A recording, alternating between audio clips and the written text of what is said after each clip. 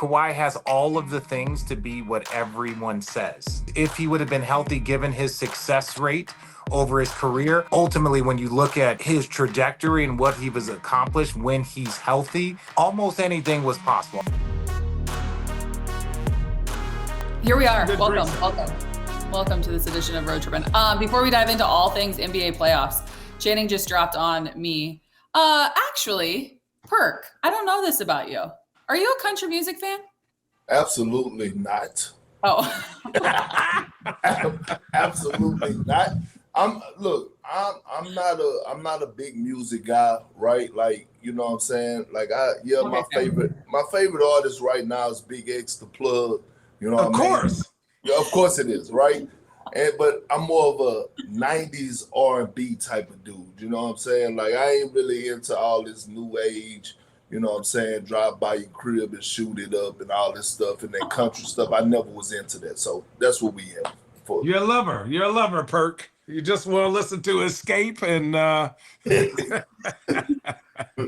so for real. For those of you that don't know, let me take you inside. Channing's really good at we've talked about it on the podcast before, coming to Los Angeles and like being in Los Angeles and not letting his people know that he's in Los Angeles. And so he just decided to say that he's coming to Stagecoach this weekend, which by the way is a couple hours. I think Rich charged his computer just for it to die right on time. Channing's coming to LA and then going to Stagecoach this weekend. And he decided hold on, let me show you the music fan. So literally I don't give a shit. Okay, so I don't give a shit. So this is how it comes, right? It's like I'm so jealous. Tight. And then a good friend of mine hooked us up with artist passes. So if you see me back there with Jelly Roll, these things are, so look, it's a beanbag. It's like a light little beanbag thing. I didn't even notice. That's tight. Do you know what you call that game? Cornhole. Yeah. That's the guy that I thought Perk would be tight with. Jelly Roll. Jelly Roll. Dude, listen, I'm always down for a good time, whether we're going to a rap concert or do you not know who Jelly Roll is? It's not a donut. It's not a donut. Yeah, I know who Jelly Roll is. No, I don't. I caught the glimpse. He's a really good singer. He is gigantic. He's awesome. A really good singer. Yeah, but he's good dude. Seems like a good dude. Been through a lot, but yeah, man. Listen, I'm always down for a good time.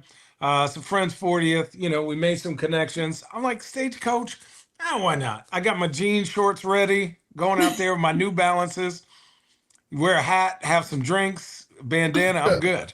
Why not? Yeah. Why not? They ain't got shit else to do. Yeah. Seriously. So it's been it's the start of a good summer. It's the start of a good summer. Thriving, and I am absolutely jealous. Make sure you take some videos. You should attach a GoPro to the top of your head because I'm sure a lot of people don't see the world as I bet you do. And then maybe we'll get Jelly Roll on here and introduce him to Perk. Would be a great friendship. Okay. It's not because it's a donut. It's not a donut. Yeah. One word. We are in the middle of the first round. One word to describe the playoffs. Go. Physical. Roller coaster. That's 2 words. It's one word, you idiot. It's one word, dummy. No, with your Arizona degree. That don't mean shit. See the people who go to college. You know what I'm saying? He's Googling it right now. He's Googling it. Damn it. Okay, I can do that. Roller coaster, take us on it, Perk. What are your thoughts before we dive into matchups? I mean, so it's been up and down, right? It's been up and down. We could start with the Milwaukee Bucks and that Pacers series. I thought the Bucks were going to be more competitive. I still got them. I'm gonna go down with the ship with that series. I think Indiana is going to win that series. Giannis putting up monster numbers and they still losing. Dame don't really have his legs. I get all that. But then I want to look at the Pistons series, right? Cade Cunningham is here, right? Like having that game 1 where OG Anunoby was guarding him well. They were trapping him. He still had some numbers, but it wasn't a great game for him. And for a guy for his first time in the postseason to bounce back in Madison Square Garden and put up the numbers that he did the second game, I think it was like 30 and 12, 30 plus and 12, you know what I'm saying, rebounds. And I thought he just dominated that game, which got Jalen Brunson trying to win the one-on-one battle. Like, forgetting about the team concept, in my opinion, and trying to go one-on-one. Then you look at the Western Conference, I'm like, oh, shit. That Denver Nuggets, the Nuggets Clippers series, who would have thought at the start of this, at the start of this postseason that we would be talking about Kawhi Leonard right now, and I know it's an appetizer, being the best player in the playoffs. Kawhi Leonard right now, today, is the best player in the playoffs. Two-way player, guarding, getting to his spots, dunking, fresh legs. He looked like the Kawhi of old, Kawhi Leonard Jordan. And then you have the Lakers series, obviously, tied 1-1. I didn't think Minnesota was going to come in there and smack them the way that they did, right? They did that.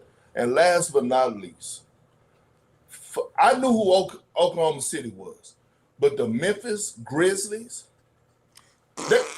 they quit. They quit yesterday. Now, I don't know if it's because of the whole firing of the coach and everything they got going on in the organization. The new coach, Jaren Jackson Jr., saying to the media he's not basically getting the touches that he used to get when Taylor Jenkins was there. But I know they quit yesterday in game 2. And I'm just watching this roller coaster all across the board. And I'm like, man, it's a lot of highs, a lot of lows. And that's why I'm at with it. Roller coaster. Love it. Channing, physical. Man, what's crazy is the amount of physicality and defense that is being played is unbelievable. Like, teams are struggling to score 100 points. This is what everybody wanted all season long. And when, us analysts say, guys, they cannot play that way 82 games. We are seeing that. Could you imagine the product that we would get if they had to play that type of defense every single night? The dudes would be hurt left and right. They just can't be that intense. But when it's the playoff time, it's a different beast. You look, holding Houston, I know offensively, they were a wet fart. It was disgusting. But defensively, to have held Golden State but I know they had 95, but they got a lot of that kind of at the end. Steph was hitting Steph shots, all this. They should have had like 86, 87. So to almost hold that team to 90 points is crazy. You look at the physicality, right? You look at what's happening is you could tell who doesn't like to be grabbed and who just is like, man, get the hell off me. Two things that I've noticed the most are Jokic starts to flop him because he's great. He doesn't like to get grabbed and held and hold. I think it makes him tired. Same with Jalen Brunson, right? Which is what you're supposed to do. Number 2, you look at the Detroit Pistons and you look at the screens that Jalen Duren is setting. He is fucking them dudes up. It is absolutely hilarious to watch. You look at, like Jimmy Butler doesn't shy away from stuff. And then even last night, the Lakers-Minnesota game, the Lakers were so much more physical 3 quarters into the game. I thought Minnesota kind of got a rhythm in the 4th quarter, which is scary going into the next game. I just think each series, other than the OKC Memphis series, where there is some real shit going on in that locker room where they don't believe. They don't want to fight for each other. I don't know what happened with the Taylor Jenkins thing. That must have came down to him or me thing. And then, you look at the Orlando-Boston series, and you're like, Orlando is physical, but Boston's just too good. They just have too many players. So, not we could talk about this later about each individual series and what I think, but I'm looking at the physicality here. I'm looking at they fight for every inch. Guys are picking up full court. It's awesome to watch. I want to work from the most recent game last night because we're going to have this podcast out later today, which is Wednesday. But the games from Tuesday and kind of work our way back. The Laker-Minnesota game last night. Obviously, you guys have touched on it night and day from 1 to 2.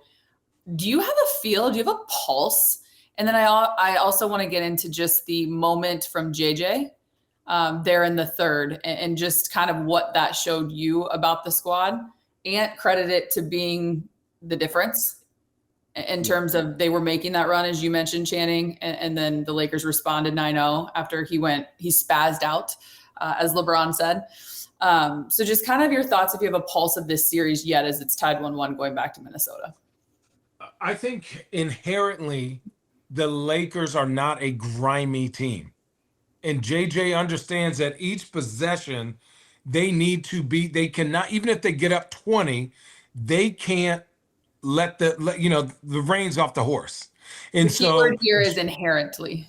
Inherently, there we go. Inherently, right? They're just not inherently grimy. So, like, you would never say Luka's grimy. You would never say Rui Hachimura's grimy, but you would say they are winners. You would say they are skilled.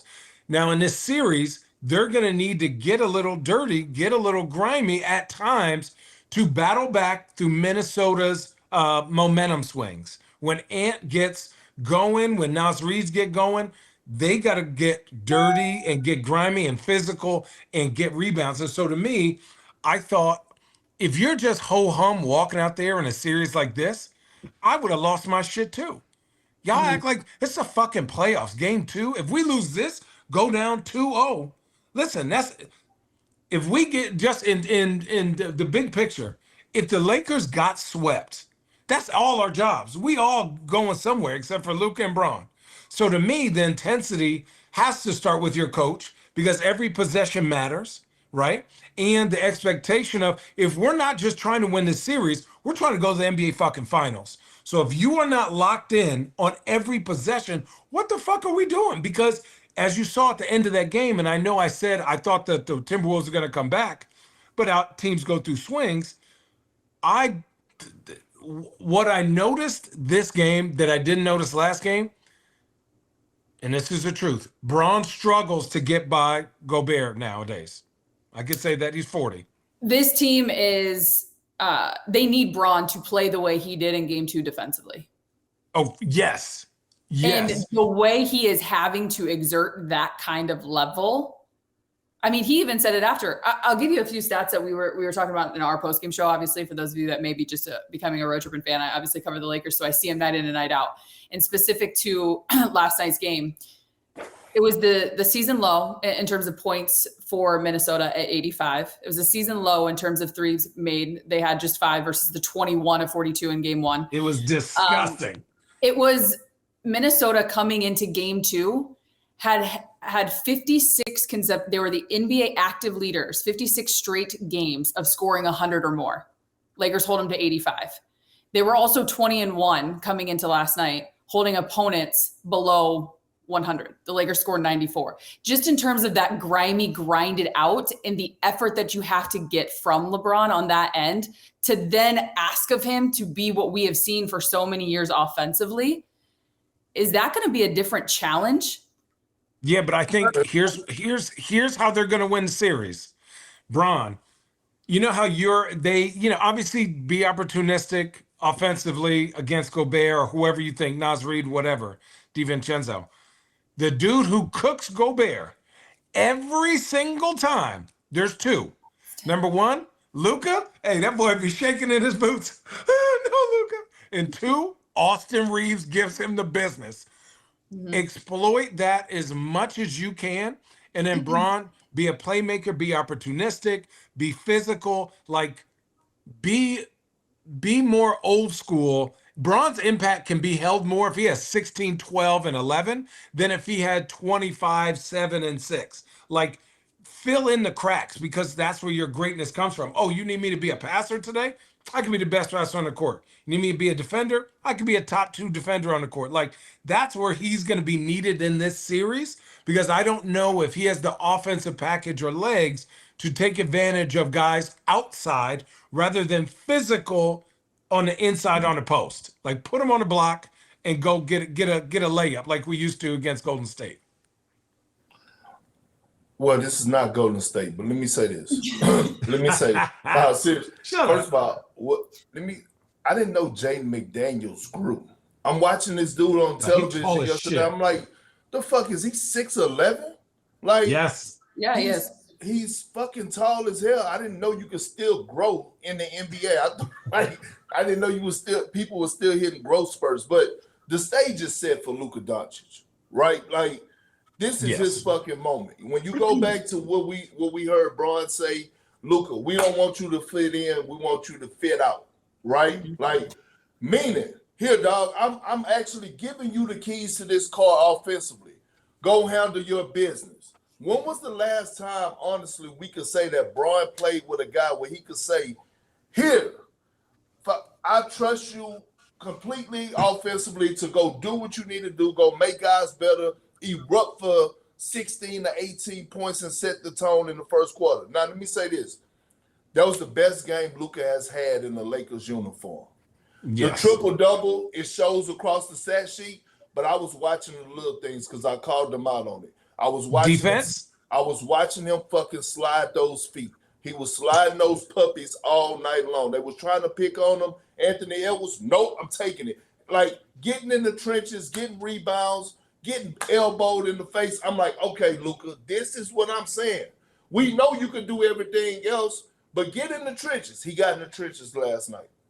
Yeah. I watched Bron start off the game guarding Anthony Edwards. I was like, oh, okay.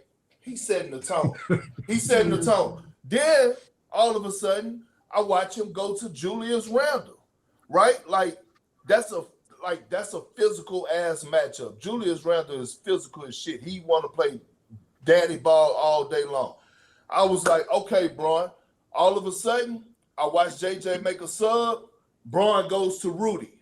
So now you're not going to get that much out of Bron offensively. In all fairness, as a 40-year-old, who's you asking him to basically be everything defensively. And I'm not talking about, like, Bron was picking the motherfucker up like half court line, like smothering the motherfucker. I'm like, oh yeah, he engaged.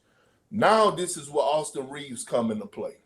Yeah. The most important player to the Lakers' success, right? Because now another playmaker, another bucket getter, which he did last night, got those timely buckets, and he's so damn good once he get in that paint for us creating separation with those turnarounds. I was like, damn, like shooting over Jay McDaniels is not an easy task at all.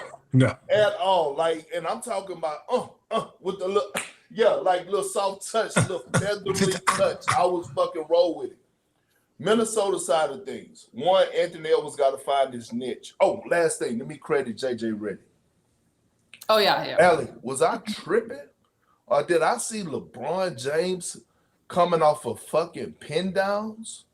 That's fucking, I don't know the last time I saw that. Rudy. I'm not about to pick on Rudy right now. I want to pick on the Timberwolves. No. I want to pick on the Timberwolves for allowing the Lakers to pick on Rudy. Like, don't leave that man on the fucking island by himself. And when I say an island, like, y'all not even loading. It's not like y'all saying here, we're going to hug our guys on the wing. It's all you. Man, that's fucking unfair. Now, in the second half, I thought they did a better job of helping Rudy out.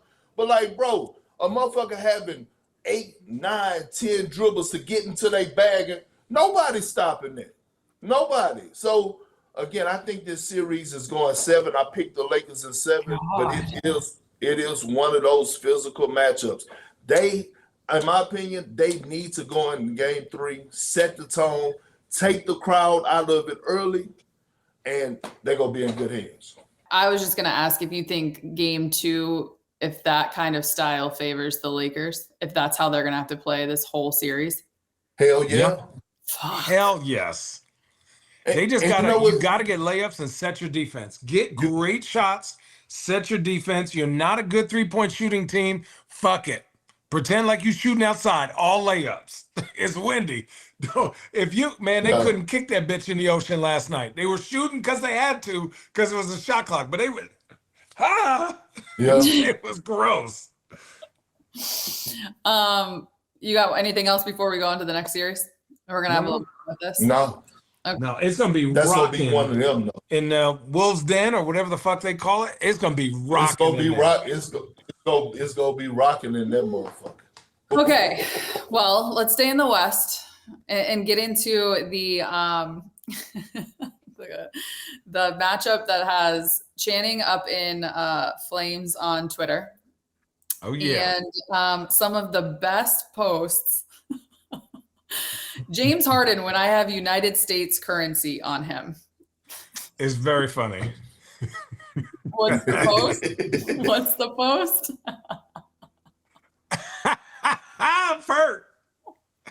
Perk, what's happening? What are they doing? That damn it's hilarious. It's people. It's like, man, listen. When Allison asked me for a hot take. Nope, yeah. Oh, you were sweating your ass off. What? Watch the sham going right here. I cannot. When you see that, Perk, like when you see that shit, what do you do?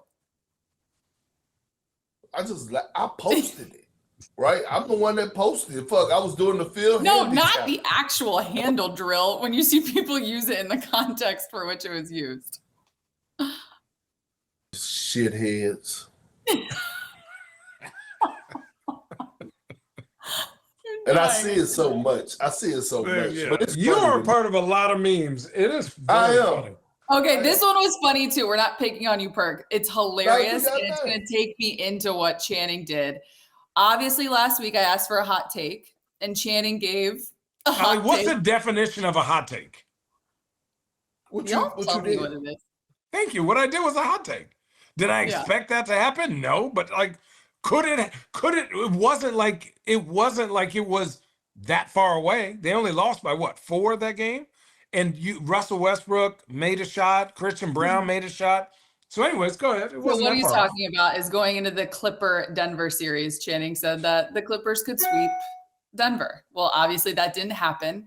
And so people decided to let Channing know on Twitter, to which he then went and roasted and had some time in the comments. Someone said, yeah, shut the fuck up, Channing Frye, you loser. And Channing said, yeah, oh yeah, Perk. Damn, y'all getting hot about a hot take. It was a good game. Also, you're very Delulu. How about this one? Sweep where? His name was Delulu. Clutch Sports Puppet, you've been garbage. Your takes are garbage. What? Can I say, can we stop with the bullshit Clutch Sports Puppet? None of us fucking get paid by Clutch Sports, right? No. Like, Rich Paul is the tightest. No, but you can throw some money at me, I'll take it. Yeah, but it's like, I'm so sick. Shut the fuck up. Because we want to acknowledge greatness in LeBron James at times. Who gives a fuck? He's an all-time great, arguably the greatest player. If you want to get into that conversation, the man has done so much for the game of basketball. Shut the fuck up. Nobody's a puppet. Nobody's a puppet. Kindly, Channing said, where does Clutch come from? The opposite version of Perk. I don't even work for them. Is this a bot? Also, yelling at me on X rather than celebrating a very good win shows you need to go touch some grass, which, by the way, it was Earth Day yesterday. I hope you all touched grass and hugged a tree. Yeah, and get some friends. And then lastly, and we'll dive into the series, folks out here emotional like you stole their girl from them. Wildness. You know what? Blame Allie Clifton for asking the question. All right. Well, I'm here, motherfucker. So this series, y'all. I mean, who? Kawhi who? What? We're coming back to LA. What are we gonna get? I have not been this impressed in a game in a long time because of the simplicity of how he is scoring and the difficulty in the emotionless manner that he does these things It's like he's just going through a workout. I counted. He only took 5 dribbles twice to get his points. Most of them were 3 dribble pull-ups, 2 dribble pull-ups, 4 dribble post-ups. I mean, nothing was crazy. He might hit you with a little quick in and out. Might hit you with a bing bing pull-up. And then defensively, whoever he's guarding, you just don't exist, big dog. We just call, listen, we should call, what's the invisible blanket from Harry Potter? That's what we're gonna call him. Because you don't exist. He's next to you. They don't even go. Watch the game tomorrow or tonight. When whoever he's guarding, they just don't, they run the offense the other way. And you're just like, fuck it up. Well, sorry. And dude, but it is such first game. I felt like the Nuggets got great production from their bench. They got good production from their starters. And Jokic was locked in. I felt like this game, number one, Kawhi was the better star. 2, the non-Zoo minutes were huge, right? So Zoo does a really good job of just making Jokic, when Zoo's on Jokic, they stay at home and make Jokic a scorer.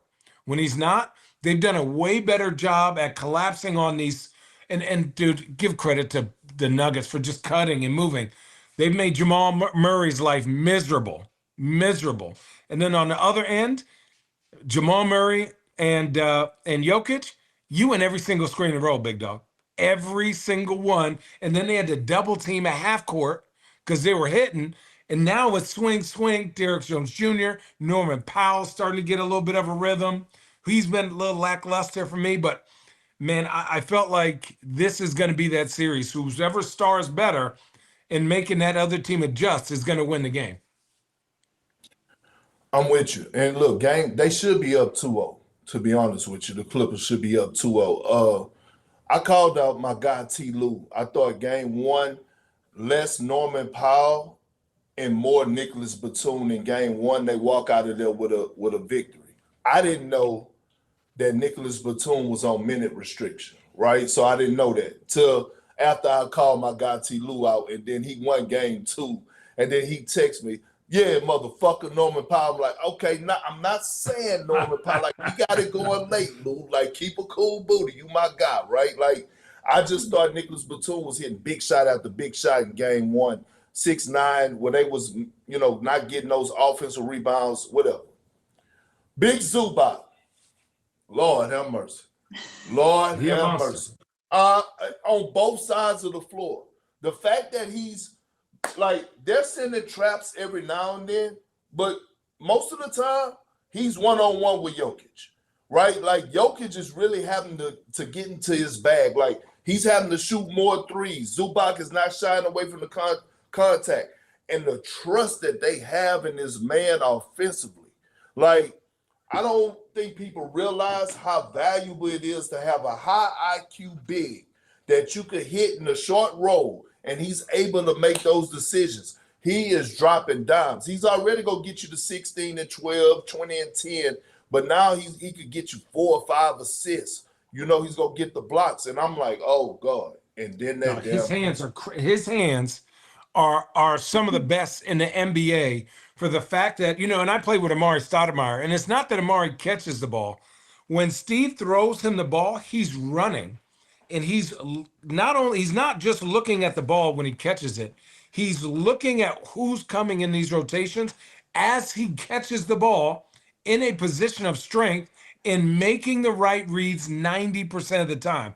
That's what makes you dangerous. Not a guy who could just roll and dunk. Roll, catch, look, wait a second, left hand, right hand, one dribble, kick, the little dump pass. Like, dude, I knew Zoo was going to be good. I played with him for a little bit in the Lakers. And they gave him away for a button and 2 farts. And man, dude, this dude just works. He just works and works and works and plays the game with no fear and physicality and just, he be trying to punch on people too. But like, it's awesome to watch. He bust my ass when we were in the G League. No lie, gave me that work when I was trying to get back in the thick of things. Yeah. James Harden he's good. James Harden take a lot of criticism but James Harden has been the table setter. Like, Tommy's picking and choosing his spots when he's going to be aggressive offensively. Before as being the pure point guard on that team and being a leader, he does not get enough credit for what he has brought to the table, right? Derrick Jones Jr., Chris Dunn has been a fucking pest.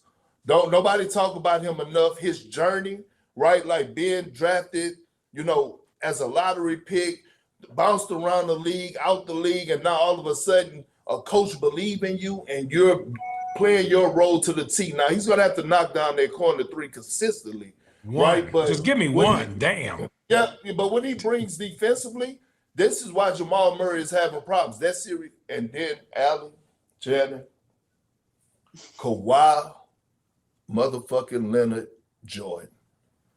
God bless America. Let me start off by saying what a story. That is a story. I thought, like, beginning of the season, from what happened in the Olympics, we didn't know. It was the unknown. We didn't know what was going on with Kawhi knee. It was he's supposed to come back this date. All of a sudden, there's no timetable. I said publicly, I'm like, hey, like, from a place of concern, are we like looking at this for as him having a conversation of retirement? He like, Perk, sit your big ass down and watch me be ready for the postseason. God bless America. On both ends of the floor, like, and shooting at a high clip, the way that Kawhi is doing it, I don't know anybody in the league, and again, it's an appetizer. We're only 2 games in each series, but I don't know if it's a guy in the league that's playing better basketball right now than Kawhi Leonard. Right now, in this sample size, he's the best player in the postseason. I don't think it's close. As in, he is. Channing, you're agreeing? Yeah. Oh, yeah. I don't even think it's close. I just think you look at, number one, who he's going against, the matchup, the shots he's taking, the consistency of how he's like the shot making, the defense, his impact on the game. I want to add this interesting to what you're saying, Perk, in terms of what a story and the conversation about, what does Kawhi's future look like? Will he continue, et cetera, right? The thing, I think you put it on the text chain, Channing, or maybe you called it out on X and I saw it, just how he doesn't change after a loss, after a win. He's just cool as a cucumber. Obviously, it's the one thing everyone's always, I think, maybe appreciated about Kawhi throughout his career. I saw this tweet yesterday, and just the context of, and I know Kawhi doesn't give a shit about any of this, but the context of his greatness and how it's just been tough to not be able to see him healthy because you think of what he could be or where you guys are putting him after not playing X amount of games, correct, right? That to be this good and to see him perform the way he does, the way he moves, everything, he's still 30, and I get it, it's different, but he's still 32,000 points behind LeBron. Someone said if you like tripled his amount of games played or something, he would still be 1,000 assists shy of LeBron. And I say this in the terms of like, there's a lot of people, you mentioned Kawhi Jordan, like there's context of what conversation had the injuries not been there. It's the tough part of like, man. Can I say this? This is not a hot take. This is not a hot take. If he was 75% healthy, he'd be one of the 3 greatest players ever to play basketball. This is a fact. There's no holes in his game. There's nothing. I've seen him go up against the best of the best, shut that water off. If he was 75% healthy, so we're just saying each year he plays 65 games. He chose, and their thing is, what is most important and what is the regular season important? Okay, how about this? Let me ask Chicago Bulls fans. Let me ask Detroit Pistons fans. Let me ask who else got injured early. Let me ask some of the other, really great players if they had a choice to spend the year getting themselves perfectly fine for the playoffs. If they had that choice, would they take that choice? If their team was good enough for them to make it to the playoffs and be a 4 or 5 spot, and they could ramp up for just the playoffs, would they do that? And every fan base would say, absolutely do that. They would say, absolutely do that. But Kawhi Leonard, when you look at defensively, if he was playing 65 games a year, he'd be a top 3 defensive player every year. You look at him offensively, now his numbers may not jump out at you, but you don't think he could average 20, 28? It's just for context to playing the 65 games. He had the year where he didn't. Hey, there you go. Richard now is back and working. He had the year. Great time for you to jump in because it's a conversation about Kawhi Leonard, Rich. He had the year in 21-22 where he did not play. This year he played 37 games. He played 68 last year, but then the 2 seasons around that injury year, 52 each season. I mean, you're talking about not even playing close to 82, Channing. You're just asking for 65. Give me 65. 65. He's already, in my opinion, top 30 in the top 30 greatest player of all time. No, listen, you can't say no. Like, you can't say no. I can't say no because it's an asterisk. It's an asterisk. Hold on. You can't say no to a person that has 2 NBA championships, 2 finals MVPs, 2 defensive player of the year awards, a guy that has done it at the highest level all the time, right? Like, and the story behind it. Like, just the championship alone in Toronto, think about how many happy homes this guy has broken up, right? Like, he ended Jimmy and Joel Embiid. Like, he broke up that happy home, right? He broke up a happy home with Giannis now. Like, this guy, and then deliver a championship, and now he's back on the stage. He's back. The Spurs have never been the same since he left, to be honest with you, right? Like, the Spurs have never been the same since he left. Now you're with the Clippers. By the way, wonder how Paul George is feeling right now. Fuck. He got to be feeling like shit. Leaving this on good. His feet are in the sand. Yeah, he's chilling. He's in Aruba. He's chilling. Nah, hell no. If you got any type of competitive spirit about yourself, there's no way you ain't feeling some type of way watching this. Did we see any competitive spirit from Paul George this year? Absolutely not. No, but I said, I'm just saying though, like, and watching your team I'm kidding. go the way that they go. People be like, oh, Kawhi Leonard, Jordan Perk, you tripping, comparing them. No, his game mimics Jordan. Everything he fucking do, palming the ball, the pivots, the getting to the elbows, to the pull-ups, the fadeaways, everything, the deflections. Like, go read the story. His coach said it when he was at San. Wait, Perk. I also want to catch you up to speed really quick, Rich, on what Channing said. Really fast. What Channing said? Perk had top 30. You already have him as a top 30. And Channing said, this is not a hot take, but if he played 75%, 65 games a year, he is a top 3 player all time. Kawhi has all of the things to be what everyone says.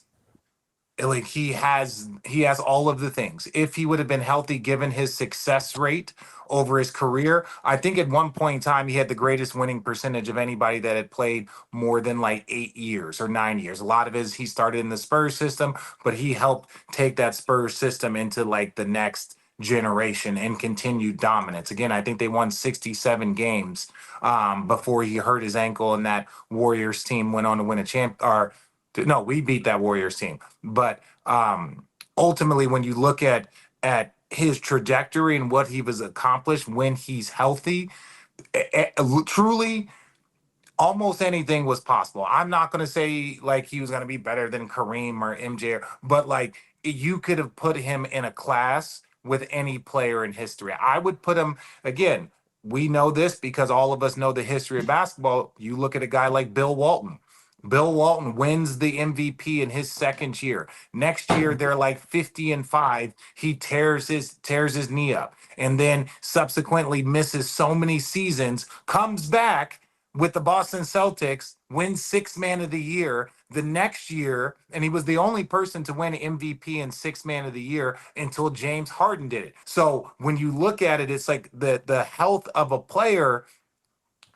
Derrick Rose. What would Derrick Rose have been if Derrick Rose wasn't injured for those years? Yao Ming. People forget how dominant that big fella was. So we've seen this in history, players that we always truly wondered what their greatness would have been if it wasn't for a massive string of injuries, which ultimately, as much as we feel deprived as player or as fans, imagine how that individual feels as a player, like what he could accomplish. So he could have been any one of these things that you guys are saying. I'm not disputing any of those things. Richard, one thing I said is he's also gotten the opportunity to work with organizations that don't put pressure on him throughout the regular season to come back unless he is 100%. So imagine, I was saying Yao Ming, Grant Hill, Derrick Rose. Imagine if they said, hey, just ramp yourself up for the playoffs, right? Imagine if they didn't say, hey, we want you to play all 82 regular season games. What if they said, hey, just work your way slowly to the playoffs, and then this is what's most important. That type of thing has never been really seen before by somebody like Kawhi, and then he showed that it actually works. Well, wait. I'm not disputing that. Like, you look at it, it worked well in Toronto. It worked well in Toronto. Right. We'll see if it works After that, but I'm saying even with that management, Channing, which they've managed him over the past few years, he still hasn't been able, unfortunately, because of the injuries, he hasn't been able to bring it together. Right. So we're looking at this run now, but he has missed or been hurt at the postseason, even with management through the regular season. He's normally, most of the time he has re-injured or tweaked something or done something, has been in the postseason, even going back to San Antonio, right? Yeah. When he sprained his ankle, in San Antonio. So I'm saying even the management of Kawhi, yes, probably looking back on guys like Grant Hill and other people, maybe if they were managed different, but he's been managed and he's had a big say, but it still hasn't generated the late success because he has been injured late in the season. So let's look at his resume though. Seriously. No. 2 NBA championships, 2 finals MVPs. Now, one of those championships was against LeBron James and the Heat, right? So you have D-Wade, Bosh, Braun, Tim Duncan. Kawhi Leonard comes out on top with the finals MVP in that, right? Okay, the Warriors, they obviously was injured, but he broke up that happy home in the Knicks championship, finals MVP. And then I'm looking at it, 6-time All-Star, 1 All-Star MVP, 3-time first team All-NBA, 3-time second team All-NBA, 2-time Defensive Player of the Year, 4-time All-NBA second team, 3-time first team, right? NBA steals leader, NBA 75th anniversary team, AP Athlete of the Year in 2019. So all I'm saying is this, like when you... Kawhi was top 75? Yes. Yes. Oh shit! I didn't even. So, I'm just looking for a reminder. Yeah. So he was top 75. So all I'm saying is, when he's healthy, right? Like just in that state, he has proven, and his resume speaks for itself that it's stacked up. Like, and I'm like, oh shit. No. So I'm. But think about Derek. But again, Perk, we are all, like I said, you just reiterated the same point that we are all in agreement with. I'm not arguing. No. I'm saying no. I'm not arguing. You pointed out facts and something that we're in agreement. But I still stand by the thing. What would Derrick Rose have been? Yeah. What, you might have been a little young, but what would Grant Hill have been? My God, Grant Hill was a problem, bro. And like, don't let the smile and don't let the proper grammar fool you. No. He was an absolute dog. Like MJ, like we talk about Kobe's era, like he was the guy that was in between that could have like but before Kobe was Kobe and after MJ was done being MJ, there was Grant Hill. And so when you go look at before his injuries and multiple injuries and surgeries, like Kawhi is a part of a long list of players that would have shifted the NBA trajectory and the history of the NBA had they been healthy for 30% more than what they were. Unfortunately, there's a list of them. Derrick Rose, Yao Ming, Kawhi Leonard, Grant. What'd you say? Grant. There's a list. How do you guys see this series playing out? And then we'll go to the East. I got Clippers in 6. I got Clippers in 5. I don't think Denver win another game. Here's why. Wow. Okay. Aaron Gordon, excuse me. Aaron Gordon is banged up, right? He's dealing with a calf injury, right? And then Michael Porter Jr. He just went out with something going on with his shoulder.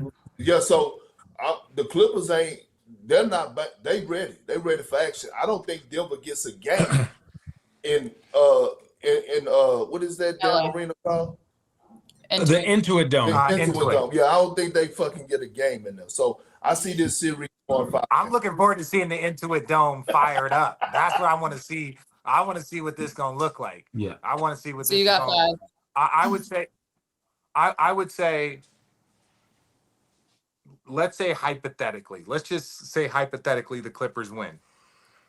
Boy, Shea versus Kawhi.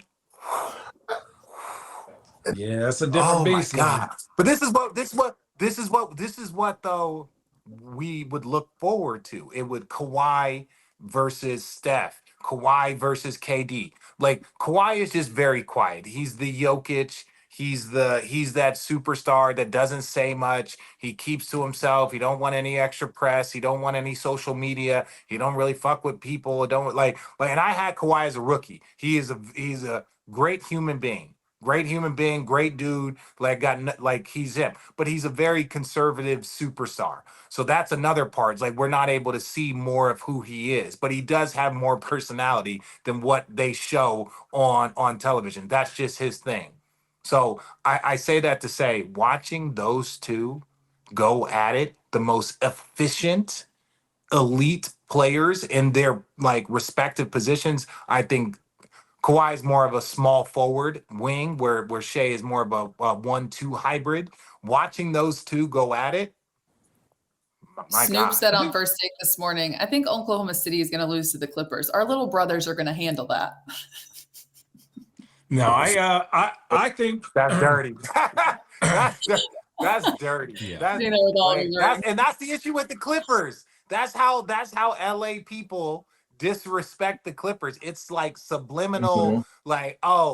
I'm proud of y'all over there, man. Maybe one day you guys will get one of those 19 banners we have. Dude, that's crazy. Hey, you won one. Congratulations. It's 18-1. Keep going, And that's that's where it's like, even with the Clippers' success, they get mocked. They got to have a stretch where they win 3 out of 4. They got to have a Warrior type dynasty.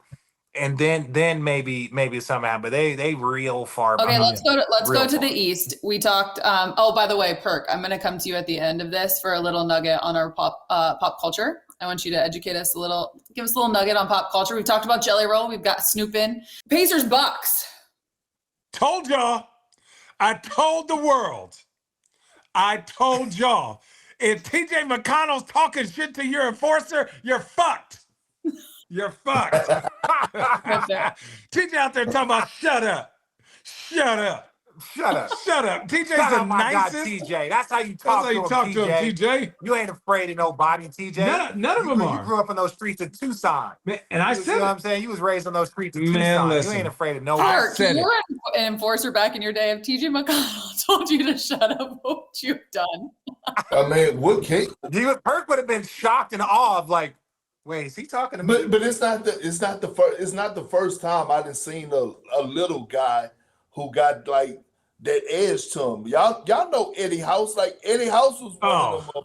Oh, Eddie was crazy. Yeah, Eddie's crazy. Eddie, we got Eddie. We got stories going back to Arizona State really quickly. Side story: Eddie House. They just Arizona just wins a championship, and schools used to travel together. So if you played Oregon State, both Arizona State would play up there, alternate games, but you would sometimes stay in alternate hotels, but you would see each other at restaurants. So we would be walking through a town in Eugene, Oregon, and we would see Arizona State having dinner. Well, after they won a championship, they both walk out, both teams. I was not there. This is a secondhand story. I got it from Eddie House. He said the truth. They both came out. And they started chirping Arizona State. And Eddie says something. Eddie was Oakland Eddie. And people don't know Oakland Eddie different, right? And blows. Took one with a championship ring right in his forehead. Really? AJ Bramlett. I've heard the story from two different people. Don't know the exact. So Eddie, I'm not saying you didn't get a swing in. I'm just saying that I heard that side of the story. So continue about little guys going at enforcers.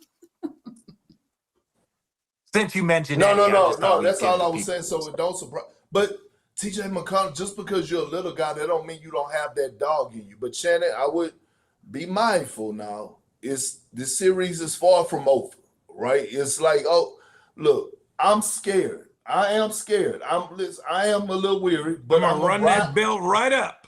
Look, that's fine. Look, no way in hell, Giannis. You want to do a bet inside the fucking bet? Do you think? Prop bet time. Yeah, since you talking your shit, I guarantee a fucking win from the Bucks game 3. Ooh. Don't just take the ones that benefit you. You know what I'm saying? The most. I gave you if the Bucks don't win, if this series goes more than 5 games, you win the bet. I got to pay for dinner. The Bucks. But he's saying he's guaranteeing a game 3 bet. Do you want that bet? Not? So you could win twice. You could literally win twice. Or your bill could be bigger because just remember, Rich and I are at dinner too.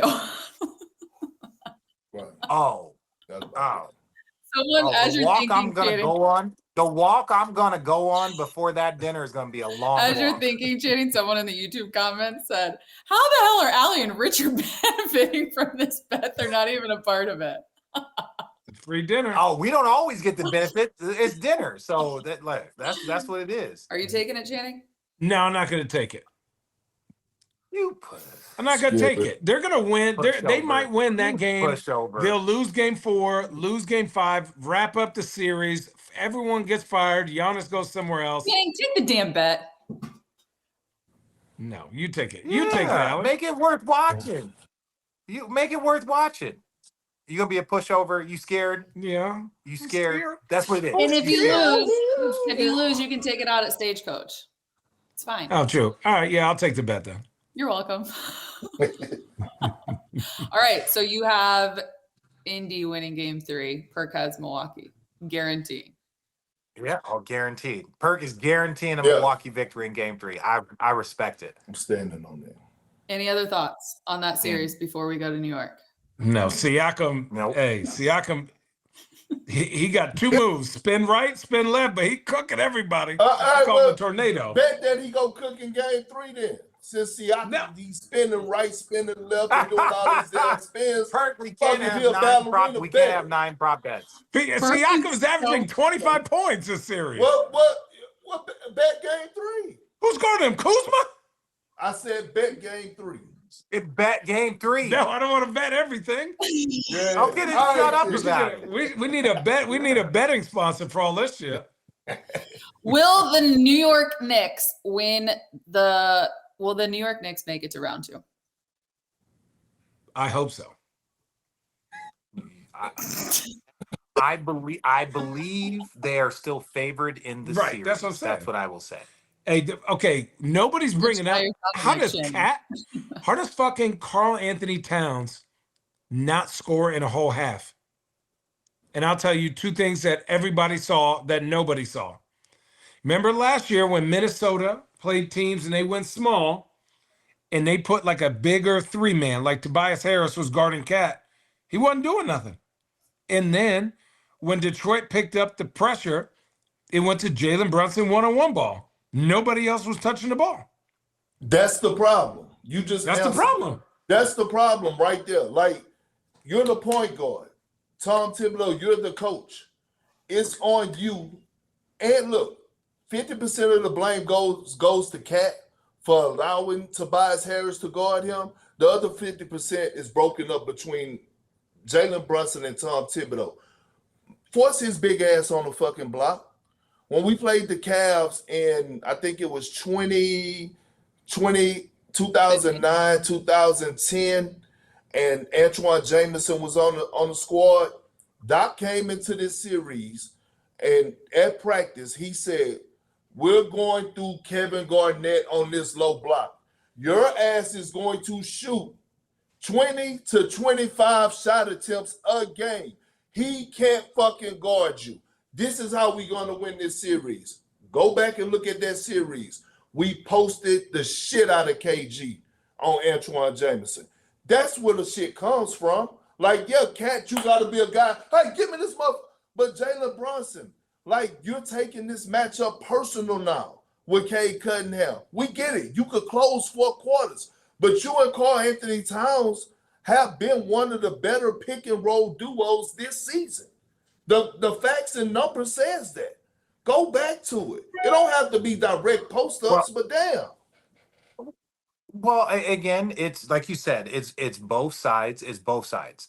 Karl Anthony Towns has to be more aggressive and getting to his spots that he wants on that block, right? Because even then, if they're forced to come double team, you now kick out, and now your guys have rotations that they can close on. Josh Hart, if you're closing out onto him in rotation, Mikal Bridges closing out to him, Jalen Brunson. So you could do a lot of work, even if you're not just trying to score, but it's like, hey, I need to touch at the start of the fourth quarter on the block. I need to touch in the middle of the fourth quarter on the block, and I need to touch under 4 on the block. And some of those can be me running. Those can be ATOs out of timeouts. Those can be a play call, right? When we need a bucket. Those are the things that, like, strategically you can kind of put in your head. You said Doc Rivers would call a play for you to start the game. Let's get our big fella hungry. Let's get him, let him know we thinking about him. We gonna call a play, first play of the game. You know what I'm saying? But that's what he did. So that's more of what I'm saying for Karl Anthony Towns to get himself involved. He is more of a multi-touch guy. It's not how many threes. It's not can I get a drive. It's like I want to get to a position. Even if they're switching a lot across the board. And look, Detroit's got Beef Stew, they got some big, heavy, strong. He was out. No, I'm just saying they got some big, strong, heavy dudes. I'm just saying in that space, they've got to recognize and look, Brunson's a closer. That's what he does. You don't necessarily take the ball out of Dame's hands. You don't take the ball out of those closers' hands. That's what they do, right? Kawhi Leonard's a closer. I was mad that James Harden shot that final shot and not the last shot before they went back, before Denver went back and then ultimately couldn't get a bucket. I thought the ball should have been in Kawhi's hands. I don't care how tired you are, Kawhi. Take this ball, and I don't care how tired you are. He didn't want it. He was looking down. He was gassed. But this is if we're gonna that battery was on red. But this is what I'm saying. I agree. But no different than where we went back just a couple of conversations ago. If we're going to put him in that regard of the top, whatever, 5, 10, 3, 20, all of those guys go get that ball. All MJ, Kobe, Bron, Steph, everyone gets that ball. Maybe they might kick it out, but they all go. I would have went and got it. So I don't care because they go get it. Magic, Larry, they go get it no matter how tired they are. Fair. So. All right, we have reached an hour. Any other thoughts? That's it. Comments? Y'all been doing this for an hour. Rich, before we get to your one thing I forgot to say to watch. Anytime Jokic drives one direction, you know how we used to come on the spin with Tim Duncan on the dribble? You know, if Tim Duncan went to the middle, you would say shut him off and he would spin baseline. Somebody would come through the baseline. Watch now, the biggest thing that T. Lue has him doing is he's sending them to a side with Zoo. And the minute he goes to pick that ball up, look at how many people go to try to swipe the ball out of his hands so that he can't make good passes. So he made one. I think he was 1 for 6 on those outlet passes because he has all these hands trying to get rid of, like, trying to mess him up as he passes. So that's a small detail, but they weren't doing that in game one. So y'all had the double also team. those deflections, that's who they lost to. They lost to Minnesota, who is a deflection, long, athletic team, right? So like, and again, it was different. They were full court pressure, but yeah, they struggle against that type of long athleticism, quickness. Also, Perk, we swept San Antonio. Perk, we swept San Antonio. Perk, you couldn't guard them by yourself. I did guard them by myself. I didn't ask for a double team. Tim Duncan, but now I'm with y'all on the deflections, and I'm glad y'all. Perk only got him twice. Perk only got him once or twice. But I'm glad y'all brought that up. Lil Nugget, that is so key, and people don't realize the high hands, the activities to make a player pass. It's a difference when a player could zip a pass and it's a hang time pass. Like, to all the young folks out there, I hope y'all take this nugget, this game that we giving y'all. When you say active on your traps, you don't want to. Like, a trap ain't meaning like, oh, he supposed to be Motherfucker, listen, there's a reason why they put your wingspan in the draft combine. They put your wingspan in the draft combine because they want to know your capability to take away. You know those wind socks in the car dealership parking lot? That's what you look like. They're called wind socks? Huh? They're called wind socks? What do you call them? It's always sunny. Squigglies? Fans will know that one. It's always sunny. Fans. You guys know. Perk, I've never heard that. Perk, what's your nugget? What's my nugget for? Do it for the culture, Perk. Chicken? No. His game nugget was about the deflect. Yeah. No, what you got, Allie? We're moving on from the NBA. We're gonna end this podcast with the preacher looking like The Rock. Pop culture. What a troll in Kevin Gates, right? Like, no, real talk. Like, what are we doing here? What are we doing here? Seriously, like, what are we doing here when it comes down to Kevin Gates and this whole, like, I'm gonna wake up in the morning and just address a man and his family. We're living in weird times at this point. Like, goddamn. If you got a problem with Bron as a basketball player, cool. But the shit with Bronny and now Savannah, that shit is starting to get fucking weird. I'm sorry. Like, all across the board, leave people the fuck alone. Leave people, families the fuck alone. Then you go sit courtside last night for what? Like, I don't know if I even seen Kevin Gates at a game yet, right? And I don't have I don't have nothing in this fight, but the shit is fucking weird, man. Let that man be.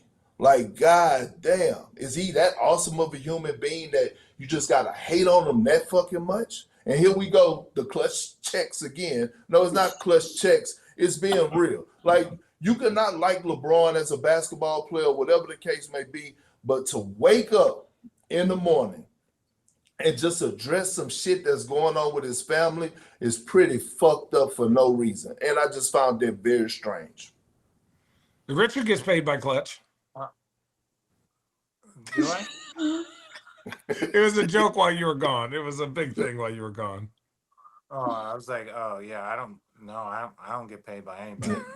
Other than ESPN, Road Trippin, and Soho Yoga. Those are the only people that pay me. So, no, you know what? I think these are the moments where if we humanize a person for a second and we can just humanize the individual, and you're just like, damn, bro, you've been dealing with this since you were 16 years old. Yep. Like, people showing up at your crib, breaking down, like, all the different things, and say whichever you want about just whether it's his activism or, you know what I'm saying, or just like his charity work or whatever. It's just like, the bro is 40 and he's been dealing with this for 16 since he was 16. People just wake up and be like, you know what I want to do for some attention today? And his name is always top 5, top 10 on that list of like people you can just talk about if you want some attention, right? And it's been that way for over 20 years. And that, to me, like, from a human standpoint, God bless him. God bless him. right? God, like just from that standpoint, that part as Perk's background changing. Get your remote That out. part, that part I respect. That part I respect him, and I feel for him, but I also respect the fact that like 99.9999% of the time he handles it perfectly. That's over half his life.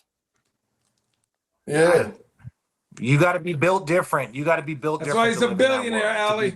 Well, and I'm gonna say this. I just go back to my AAU days with Braun when we were playing for the Soldiers. We were playing in a tournament down here in Houston, and that's at the time where like you had like 8 or 9 games. They set us up for like we had 8 games on a fucking Saturday, like because it was Braun, because it was myself. You know what I'm saying? Leon Poe was on the team, but he was cold. The one.